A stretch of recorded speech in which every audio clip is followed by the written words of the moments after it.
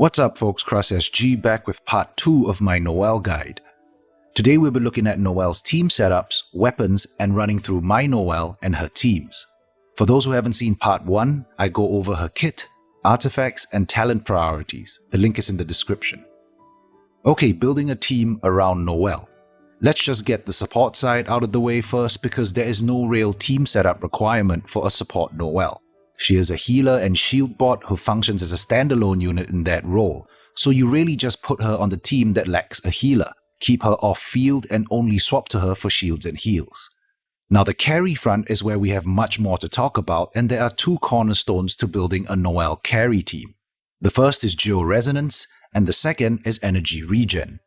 With the 1.3 changes, Geo Resonance now gives you 15% shield strength, 15% damage while protected by a shield, and a 20% Geo resistance shred. Thus, having a second Geo on the team is just a given at this point. The gains are too good to ignore. I'll go over each of the Geo units in a bit. Let's just dive into Energy Regen first. So Noelle's biggest weakness is her inability to reliably generate energy particles for herself. And considering a whole lot rides on her burst uptime, being able to supply her with enough energy regen is paramount. Going over the basics of regen, there are two factors at play: particle generation and energy recharge.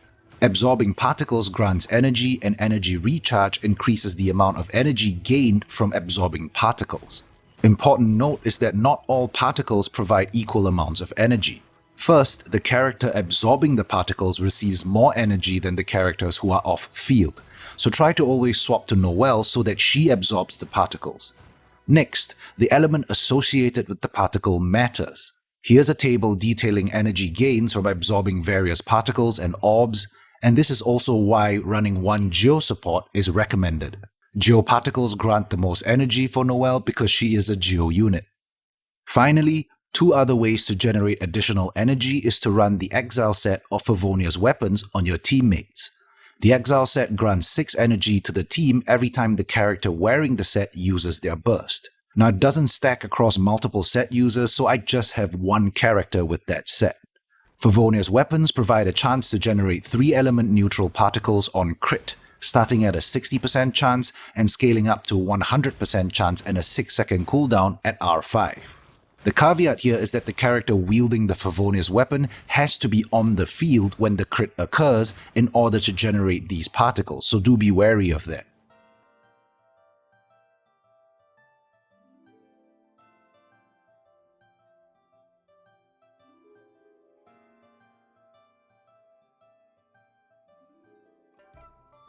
Okay, now that we know how regen works, we need to understand that on a Noelle carry team, almost all energy particle generation will come from the team. From here, it becomes a balancing act. Have enough particle generation from the team and enough energy recharge on Noelle to get her burst up on cooldown. Depending on your gear and unit roster, you could have a balance of both or lean heavier to either side. Acquiring energy recharge is pretty straightforward because there are only a few sources for it. You get it from artifact substats as the main stat on your timepiece or from weapon secondary bonuses such as the Favonius or Sacrificial Claymores. Team particle generation, on the other hand, is a little more complicated. Most units generate anywhere between 2 to 4 particles when using their E-skills. Xingqiu uniquely generates 5. Some units generate particles over time like Zhongli, Albedo, Fischl, and Xiangling, while others like Barbara, Lisa, Noelle, and Qiqi don't generate any particles at all. When building a Noelle team, we need to first look to fill the necessary second Geo unit for Geo Resonance. We have Zhongli, Albedo, Geo MC, and Ningguang.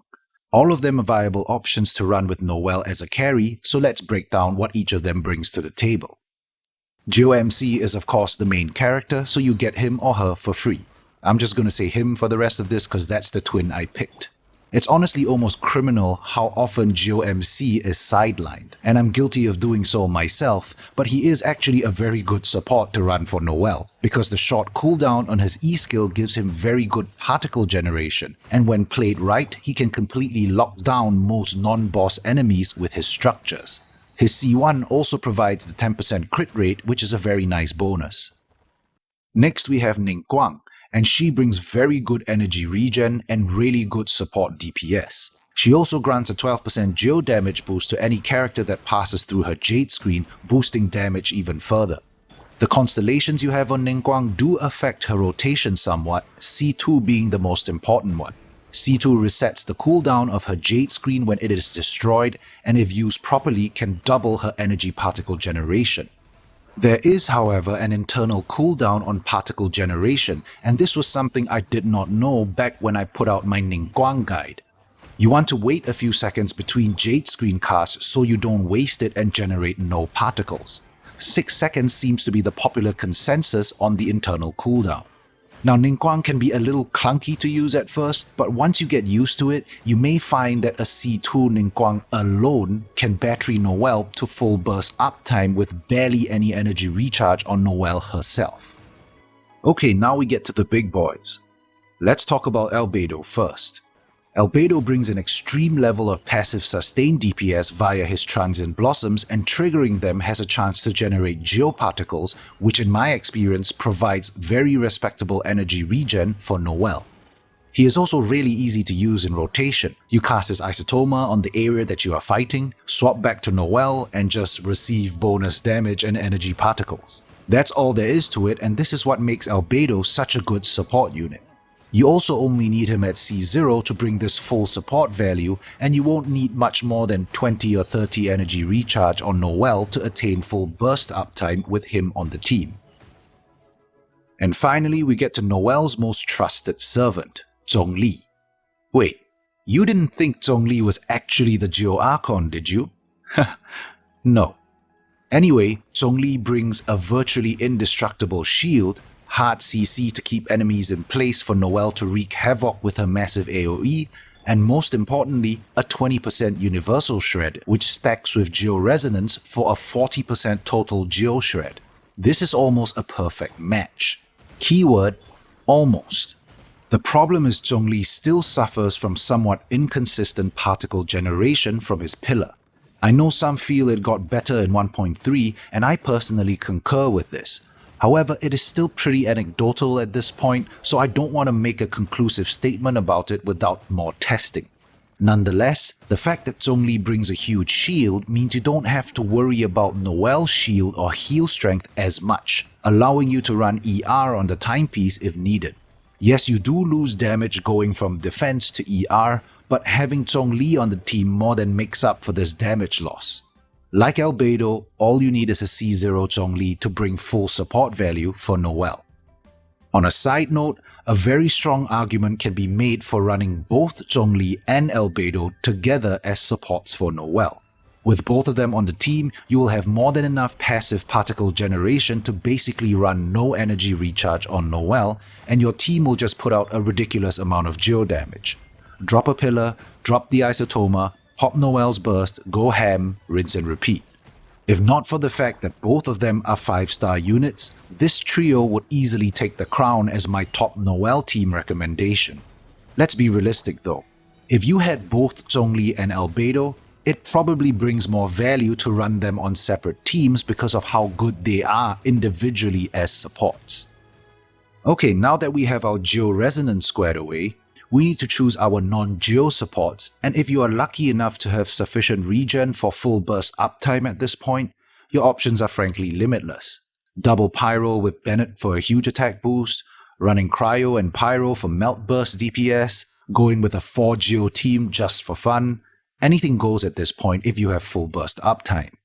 Back to reality though, if you still need some regen help, then I'd recommend looking at units that specifically generate particles over time. Outside of Albedo and Zhongli, we have two primary non-Geo options, Fischl or Xiangling.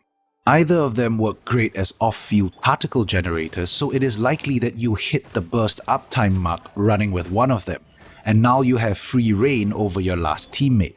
In fact, even if you still have energy problems at this point, I would wholly recommend that you work on making up the rest via energy recharge on Noelle or putting Favonius weapons or the Exile set on your teammates, because being able to put any unit of your choosing into that last slot has huge upsides.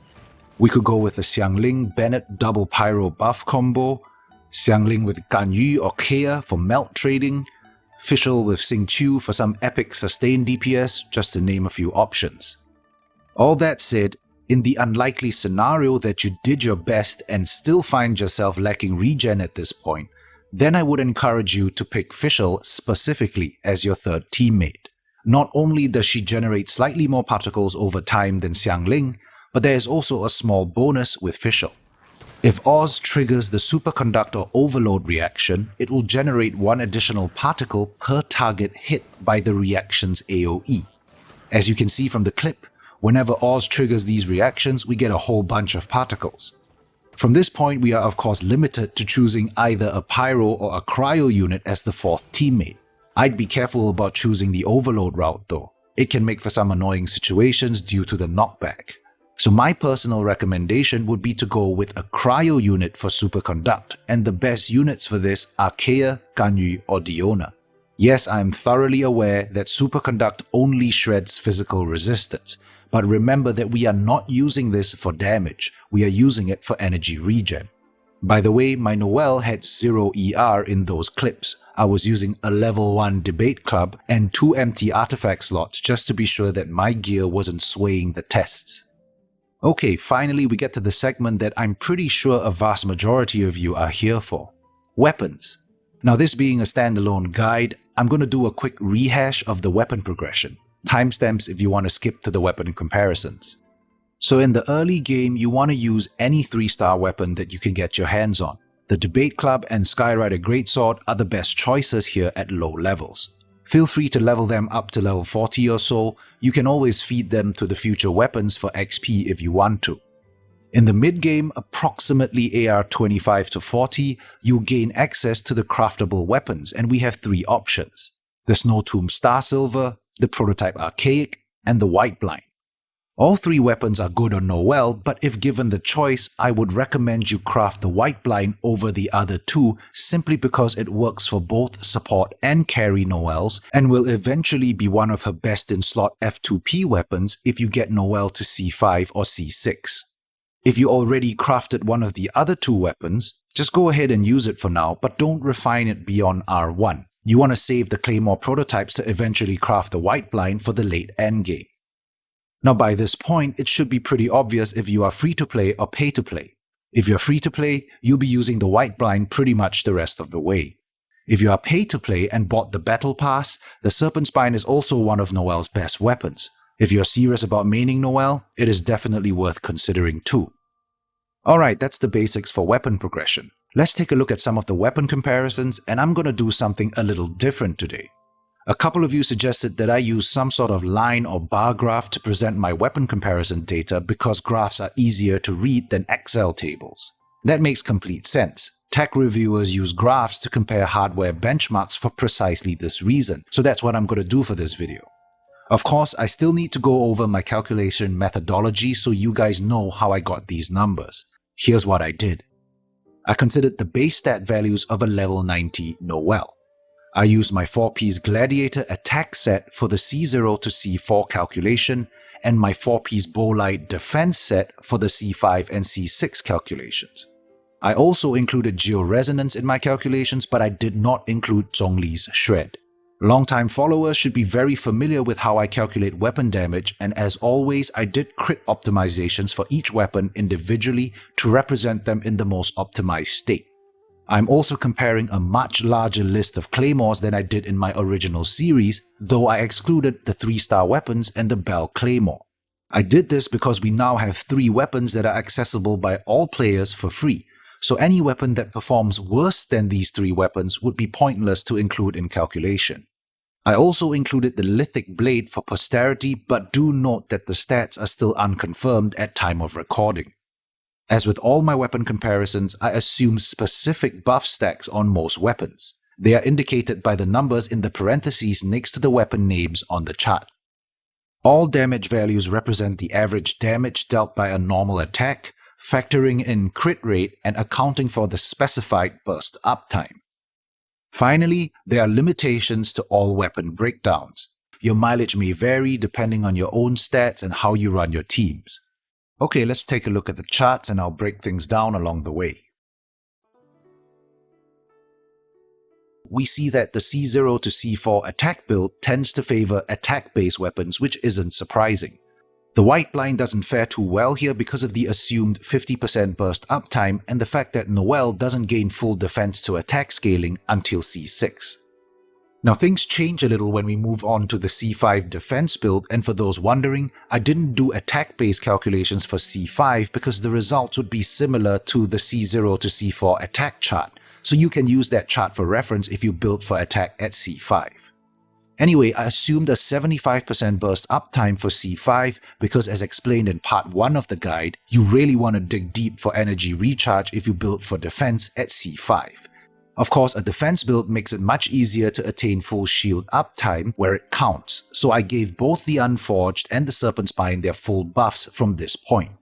The Whiteblind naturally moves up the charts from here because of the higher burst uptime and defense-focused build. We also see the crit-based weapons performing well because crit scales all sources of damage, and it does especially well in split scaling scenarios like this. On to the general C6 chart, and I assumed a 100% burst uptime because that is the priority above all else to maximize your damage at C6. With over 100% defense to attack scaling, we naturally see the attack-based weapons drop much further down the list and the Whiteblind leaps into third place, just a hair shy of the R1 Skyward Pride, well within margins of error. Similar to the previous chart, we see strong performance from crit-based weapons, especially the Blackcliff, which is itself just shy of the R1 Whiteblind. Lastly, we don't see much change in the final chart except for larger overall damage numbers due to the higher talent levels on my Noelle. Alright, so one weapon I'm sure many of you have questions about is the Serpent Spine, which held the top spot in all charts. First, I assume 3 buff stacks in the attack build and a full 5 stacks everywhere else, and this is crucially different from the calculations I did in my original Noelle guide, where I only accounted for half its buff value. The reason for this is because with the buffs to Geo and Crystallize shields, it is now very possible to maintain a 100% shield uptime on Noelle and have a much beefier shield even in a full attack build, which makes maintaining buff stacks significantly easier. I took 2 stacks off in the attack build because there is still a real chance of having your shield break and taking damage. This effectively makes Noelle the only Claymore unit that can use the Serpent Spine to its full potential without needing a second dedicated shield generator because she generates her own shield and can proc Crystallize from her Geo attacks. So does this mean that the Serpent Spine is Noelle's best in slot weapon? Well, yes and no. The Serpent Spine certainly has the potential to generate the largest individual hits, and that comes down to the crit rate secondary and damage bonus passive. Both stats are multiplicative and scale damage universally. There are, however, a couple of considerations. First, you may have problems with energy regen if you don't run an ER timepiece or the appropriate team, and this could hurt the overall performance of the Serpent Spine. Next is the stacking mechanic of its bonus. You need to pay close attention to your breastplate cooldown and crystallized shields around you, playing in a manner that keeps a shield up on yourself at all times so that you don't take damage and lose buff stacks. Longtime 4-piece bowlight users will already be used to doing this, so this may not be a huge issue for some. Nonetheless, it still requires some situational awareness, which does hurt its value somewhat compared to something like the Whiteblind. Speaking of the Whiteblind, those who watched my anti-DPS showcase video I posted last week will know that I was fully capable of one-phasing a level 90 Dvalin in 1.2 with just an R1 Whiteblind, which is a clear testament of how good this weapon is on Noelle. Not only is it great for her as a carry, it is the best in slot option for a support Noelle bar none. On the other hand, the biggest downside of the Whiteblind is that it is near impossible to refine it with the ridiculously low prototype drop rate from bosses. It's kinda ironic if you think about it. Crafted weapons are supposed to be the F2P options, and yet it is probably more likely for an F2P player to get max refine on a banner 4-star weapon before even getting a couple of Claymore prototypes. MiHoYo really needs to fix this ASAP. For those wondering about the somewhat lackluster performance of the Wolf's Gravestone and the Unforged, it isn't that they are bad weapons at all. It's just that they don't play well with a C6 Noelle's kit specifically. Let me elaborate a little. Percent attack and percent defense function by scaling a character's base attack and base defense values. A level 90 Noelle with a Wolf's Gravestone or an Unforged has exactly 799 base attack. Coincidentally, a level 90 Noelle also has 799 base defense. The crucial part to understand is that a C6 Noelle with a level 9 burst or a level 6 base has a 118% total defense to attack conversion, making every point of defense worth 18% more than each point of attack for damage. At R1, the Whiteblind brings 24% attack and a total of 75.7% defense from just its bonus, which equates to 882 sheet attack, whereas the Wolf's Gravestone and the Unforged bring 684 and 715 sheet attack respectively from their bonuses. This is why the Wolf's Gravestone and the Unforged would probably never outscale the Whiteblind on a C6 Noelle regardless of gear. Yes, I know never is a pretty strong word, but it is simply a mathematical fact. As for the Skyward Pride, perhaps some of you are surprised that it placed second to the Serpent Spine, but understand that my charts show average damage per hit, meaning I had to average the total of its 8 vacuum blades across all hits per burst rotation, which diminishes the Skyward's core strength, burst damage potential. The Skyward Pride deals an extra hit of damage for every attack for the first 8 hits after using your burst. And while this does result in lower total damage output per burst rotation compared to the Serpent Spine and the Whiteblind, the Skyward completely front-loads a portion of this damage and provides the option for a quick, large burst of damage when used in conjunction with Noelle's charge attack. The general thought process here is, if you can kill everything within the first 8 hits, it doesn't really matter that you deal less relative damage for the remainder of your burst. Here are a couple of tips for maximizing your Skyward Pride on Noelle. The first tip, as mentioned before, is to use her charge attack if you want to deal a lot of damage in the shortest time possible. Tip 2 would be to use your burst as soon as it becomes available. Many Noelle mains have the habit of riding their bursts out for its entire duration. What I mean is you refrain from recasting your burst again until the current burst ends. Now this is perfectly fine for every other weapon except the Skyward Pride. Its bonus activates upon burst use, so to gain the most from it, you really want to be popping your burst as soon as it becomes available to reactivate the next 8 vacuum blades for maximum vacuum blade uptime.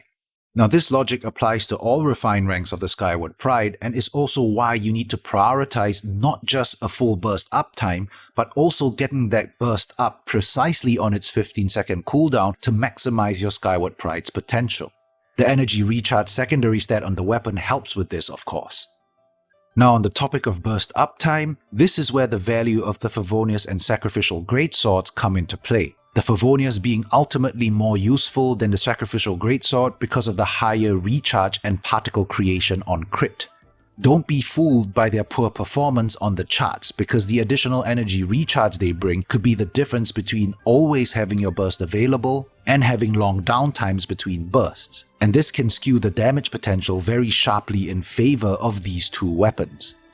The general guideline here is that if you already have very good regen, you probably won't gain much value from these weapons. If you don't have good regen, it might be worth sacrificing some damage for the energy recharge. Okay, a quick note about the Blackcliff Slasher and the Royal Greatsword.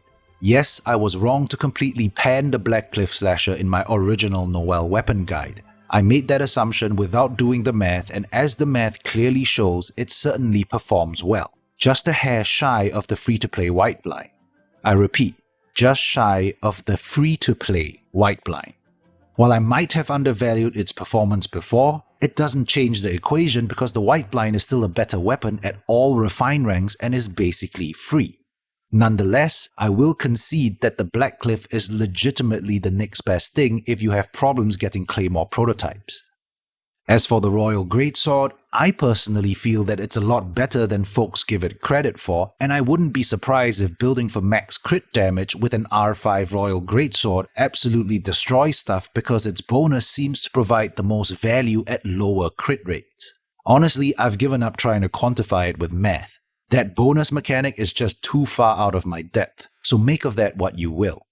Anyway, overall, I'd personally rank the Skyward Pride, Whiteblind, and Serpent Spine as more or less equal to one another, though I'd ultimately give the value edge to both the Whiteblind and the Serpent Spine. The Whiteblind is basically free to realistically get to at least R1, and the Serpent Spine costs far less than the Skyward Pride. You can literally get an R5 Serpent Spine for less than a full pity R1 Skyward Pride. You just need to wait a long time to refine it.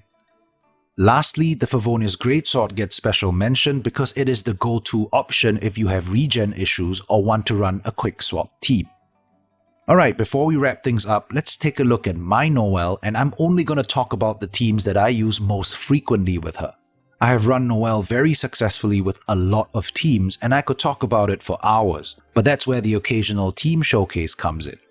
Anyway, this is my Noelle. She is level 90, C6, with level 10, 9, and 11 skills respectively. And here are all the artifacts that I use on her in various comps. As you can see, I finally got a couple of really nice Geo goblets, and I do have artifacts for almost every possible scenario, which allows me to optimize my crit stats appropriately when testing stuff. For those wondering, these are my gladiator artifacts, and it should be pretty obvious why I'm consistently forced to use 4-piece bowlight over gladiators. There's just no contest. For weapons, I use her most often with the Serpent Spine, which is now R4, giving a total of 45% damage bonus at max stacks. And the second weapon I use most frequently on her is my R5 Favonius for running quick swap comps. I do of course have an R5 Skyward Pride, but I only use that for boss farming because it's usually on my Razor. I also have an R1 Whiteblind, an R1 Wolf's Gravestone, and an R5 Blackcliff. I honestly wish I had the knowledge way back when to not have wasted my Claymore prototypes. I probably would have maybe an R3 Whiteblind by now, but it is what it is, I guess. Onto my teams, and there are 3 main teams I run my Noelle with depending on what I'm doing. The first team is my max regen quick swap team with Noelle, Zhongli, Xiangling, and Chongyun. I already did a showcase on this team, so I'll just give a quick overview. In a nutshell, I have the Favonius Greatsword on Noelle, and I use her to battery the entire team to get their bursts up on cooldown. Chongyun is there for the cooldown reduction on his C2 and for burst DPS, and it's basically quick swap cycling through everyone's burst in this team. The team was already very capable in 1.2 and is even better now because of the 1.3 buffs. So if you want to know more about the original comp, the link to my showcase video is in the description, and there should be a card in the top right corner.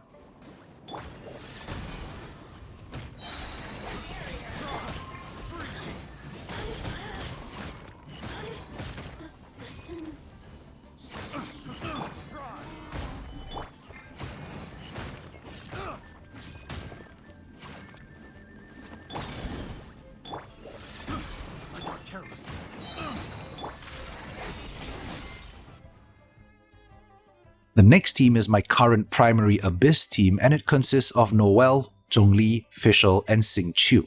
These are their stats and gear.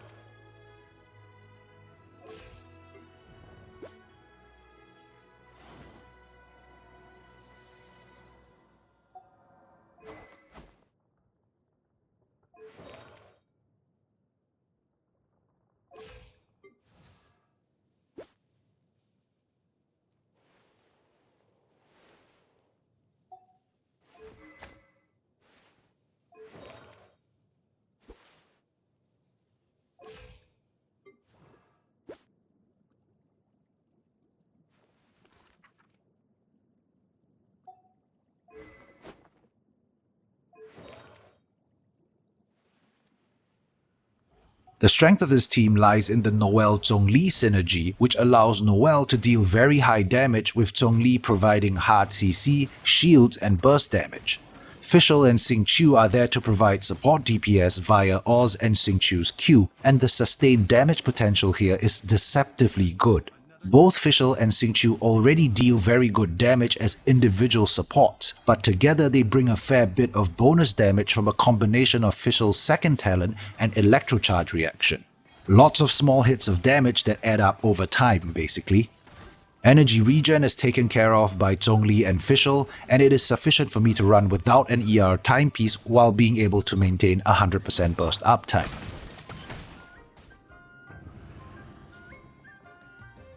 Quick side note, a lot of folks have asked me why I run Thunder Soother on Fischl instead of Thundering Fury, and honestly I don't really have a preference, and I just don't think the differences between the two sets are large enough to be worth my time to meticulously math out. I have both sets and run Thundering Fury on Razor very often to mix things up, so I just kept Thunder Soother on Fischl. Okay, the last team for today will be my general boss farm team: Noelle, Zhongli, Klee, and Bennett. I don't have a C2 Klee, so I'm just using her for the Thrilling Tales Catalyst buff and the Pyro Resonance. The goal is to give Noelle as much damage as possible so she can kill the bosses as quickly as possible. Naturally, I run the Aquila Favonia on Bennett for a bigger buff and the R5 Skyward Pride on Noelle. This team allows me to kill most bosses in one charge attack spam.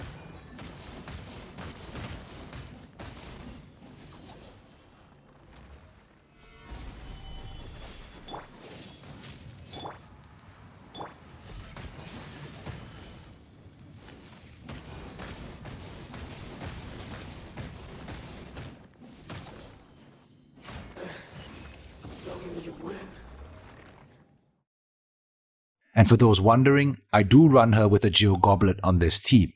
Yes, I've read the comments and I'm well aware that there has been a long-standing belief that running the Skyward Pride with a Fizz Goblet and 2-piece Bloodstain and Petra brings more overall damage. And well, I was always curious about that in the early days because I did the math and it just didn't add up. But now that I actually have an R5 Skyward Pride myself and having tested it with well-optimized gear, that would be a definite no-go on my Noelle. I suppose going for Fizz damage might be viable at lower normal attack levels, but with my normal attack crowned, I deal just 2% less total damage in the first 8 hits of my burst, and 15% more overall damage per 15-second burst rotation running with a Geo Goblet versus a physical one. To be clear, I'm not saying those who build for physical damage are wrong. I'm just saying that my Noelle specifically does better with the regular Geo damage Bolide build. The real question is, does any of this really matter if both builds kill Dvalin in seconds anyway? Alright folks, that's it for my 1.3 Noelle guide update. I hope this was sufficient to answer most of your questions regarding Noelle. If you have any further questions, drop me a comment and I'll try to answer them if time allows. I do have an old Noelle battle tips video that is still largely relevant. It should be in the top right corner, so do check it out. As always, thumbs up if you liked it, share my videos with your friends if you learned something, crush that subscribe button, and remember, metas, they come and go. But Geo Supremacy, now that's soulbound.